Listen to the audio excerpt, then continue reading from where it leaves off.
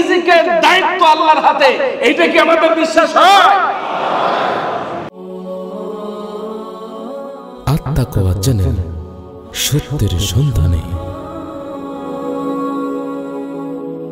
আল্লাহ রাব্বুল আলামিন সূরা হুদের 6 নম্বর আয়াতের মধ্যে বলেছেন, ওয়ামা মিন দাব্বাতিন ফিল আরদি ইল্লা আলাল্লাহি রিজকুহা।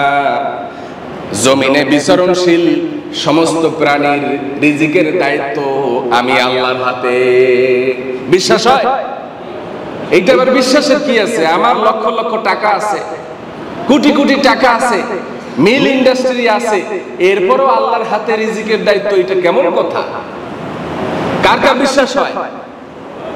সমস্ত প্রাণীর রিজিকের দায়িত্ব আল্লাহর হাতে, এইটা কি আমাদের বিশ্বাস হয়? একজন সুস্থ সবল মানুষ, সুঠা যুবক মানুষ, গত পরশুদিন আমি খুব রিকোয়েস্ট করে একসাথে দাওয়াত খাইলাম, দেখলাম যে 2টা রুটি দেওয়ার পরে একটা রুটি সে সরাই রাখতেছে বারবার। আমি বললাম যে সকালবেলা যদি 2টা রুটিও না খান তাহলে সারাদিন সার্ভিস দিবেন কিভাবে? আপনার হাঁটা চলায় একটা এনার্জি খরচ হয় কি হয় না? এইগুলো আপনি করেন, সারাদিন মানুষের সাথে কথা বলেন, আপনি সকালবেলা 2টা রুটিও খাইতে চান না, তাহলে কি করেন? কি খান? কয় যে না আমি তো খাইতে পারি না, একটা রুটির বেশি খাইতে পারি না।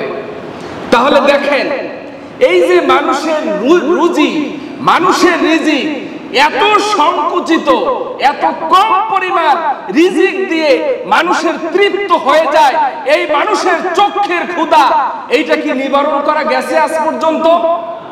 যার যত টাকা হয়েছে, এই টাকার পরিমাণ পাওয়ার পরে সে কি বলছে যে আমি দুর্নীতি করা বন্ধ করে দিয়েছি, অসৎ উপায়ে টাকা খাওয়া বন্ধ করে দিয়েছি, সুদ বন্ধ করে দিয়েছি, ঘুষ নেওয়া বন্ধ করে দিয়েছি, মানব সেবায় আমি কাজ করি? এরকম বাংলাদেশের একটা সেক্টরও কি খুঁজে পাওয়া যায়? যায় না। বরং এদের কবরের মাটি ছাড়া এদের ক্ষুধা নিবারণ করা যাবেই না। চোখের ক্ষুধা এমন ক্ষুধা যে এদেরকে মৃত্যুর পরে কবরে থুইলে এদের ক্ষুধা শেষ হবে, এর আগে শেষ হবে। কথা ঠিক না ঠিক জোরে বলে? সুতরাং আল্লাহ রাব্বুল আলামিন যেখানে 18,000 মাখলুকাতের দায়িত্ব, পৃথিবীতে মানুষ ছাড়া কোন প্রাণী খাদ্য মজুদ করে না। করে? হাতিরা কি খাবার মজুদ রাখে? হাতির কি পরিমাণ খাবার লাগে চিন্তা করছেন? সমুদ্রের মধ্যে একেবারে গভীরে কিছু ক্ষুদ্র ক্ষুদ্র প্রাণী আছে, ওই প্রাণীগুলো দৈনিক তাদের কয়েকবার খাবার গ্রহণ করা লাগে, সেই খাবারের ব্যবস্থা কে করে? এরপরে সমুদ্রের মধ্যে নীল তিমি, এই নীল তিমির খাদ্যে পরিপূর্ণ পেট ভরার জন্য টনকে টন খাবার লাগে, দৈনিক এই খাবারের ব্যবস্থা কে করে?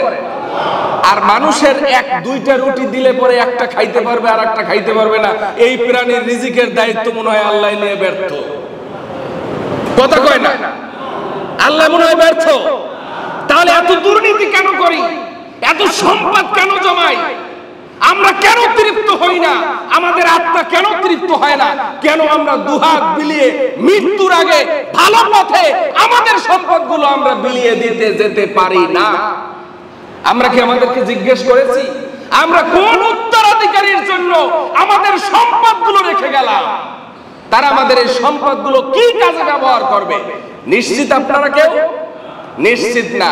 সেই জন্য যাদের এরকম রুচি টুচি কমে গেছে, আর যারা চিন্তা করেন যে কবরের দিকে যাইতেই হবে, তাদের সম্পদের একটা বেশিরভাগ এমন জায়গায় ডিপোজিট রেখে যাবেন যেই জায়গার ডিপোজিটে কোনো ক্ষতি হওয়ার সম্ভাবনা নাই।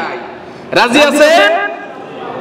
মুখে মুখে শুধু রাজি না বাস্তবেও রাজি? আমাদের এই মসজিদের এখন নির্মাণ কাজ চলছে, আলহামদুলিল্লাহ বলেন। এই মসজিদের কাজে হাত দেওয়াও বিশাল সাহসিকতার ব্যাপার, আর জিনিসপত্রের যেই দাম, তাই না? সুতরাং এই অবস্থায় আপনাদের সকলের সহযোগিতা দরকার আছে না নাই? নিশ্চিত করে বলতে পারি আপনার সন্তানের জন্য আপনি চুরি করলেন, ডাকাতি করলেন, মিথ্যা কথা বললেন, কিন্তু আপনারা যদি ভালো কাজে ব্যয় করেন, মসজিদ, মাদ্রাসা, মক্তব, এতিমখানা নিশ্চিত করে বলা যাবে যে এইগুলো আপনি মরার পরেও কবরের মধ্যে যাইতে থাকবে, হাসরের ময়দানেও আপনার উপকার হবে। ঠিক না ব্যাঠিক জোরে বলেন? বিশ্বাস হয়? হয় কি হয় না? যাদের বিশ্বাস হয় তারা মুক্ত হস্তে এই নির্মাণকালীন সময় আপনারা দান করবেন। রাজি আছেন সবাই? আমি এক কথায় বলেছি যে আপনারা অভাবী মানুষ, যার যার সামর্থ্য অনুযায়ী শেষে দান করবেন। আর যদি দান না করেন তাহলে এত বড় কাজ কিন্তু সম্পন্ন করা খুব কঠিন ব্যাপার।